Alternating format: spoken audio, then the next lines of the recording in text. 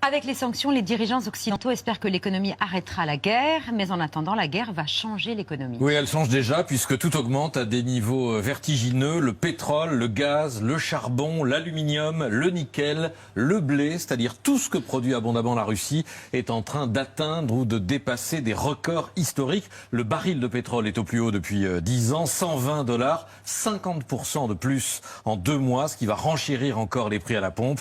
La barre des 2 € le litre est maintenant en vue à la pompe en France. Il n'y a pas moyen d'augmenter l'offre de pétrole pour faire baisser les cours? Si, les pays producteurs ont de la marge, mais hier, lors d'une réunion de l'OPEP, l'Arabie Saoudite s'est rangée du côté de la Russie pour refuser d'ouvrir davantage des vannes. Les Russes ont intérêt à vendre du pétrole cher alors que leur monnaie s'effondre. Les Saoudiens, pourtant alliés des Américains, ne veulent pas se fâcher avec les Russes. Pendant la guerre, les affaires continuent. Voilà, ce qui limite les sanctions décidées contre Moscou.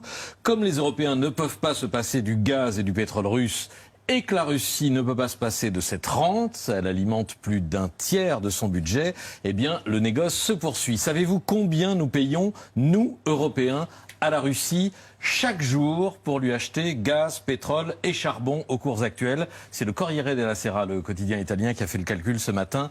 800 millions d'euros par jour, argent sonnant et trébuchant qui finance l'effort de guerre et on pourrait dire les crimes de guerre de Poutine au moment où l'Europe cherche à l'étrangler financièrement. Mais les banques russes devaient être exclues du réseau bancaire interbancaire SWIFT. Oui, mais pas toutes. L'Europe n'a pas voulu débrancher 2 grandes banques qui opèrent dans les hydrocarbures, Sberbank et Gazprombank, filiale du géant pétrolier Gazprom, comme son nom l'indique, justement parce que plusieurs pays, dont l'Allemagne, craignaient de se voir couper le gaz. Comment sortir de ces contradictions? En accélérant la transition énergétique, en nous désintoxiquant de ces énergies fossiles dont Vladimir Poutine a fait un instrument de puissance, mais à court terme, les révisions les plus compliquées et les plus déchirantes se jouent en Allemagne, pays qui importe de Russie 60% de son gaz, 35% de son pétrole et la moitié de son charbon, et qui avait fait du gaz, on se souvient de ces débats, on en a parlé ici, une énergie de transition avant d'arriver aux 100%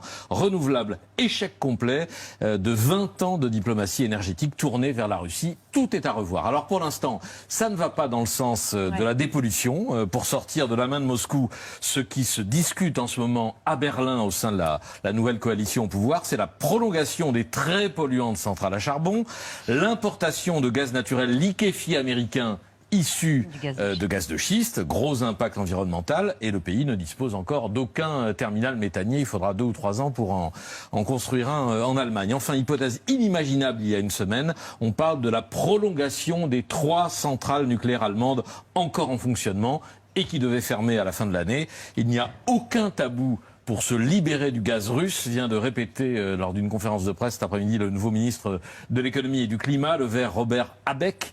En attendant cette révolution, le choc économique mondial pourrait être aussi violent que celui de 73, le premier choc pétrolier. Les prix vont encore monter en Allemagne, en France et ailleurs. Le monde sera plus cher.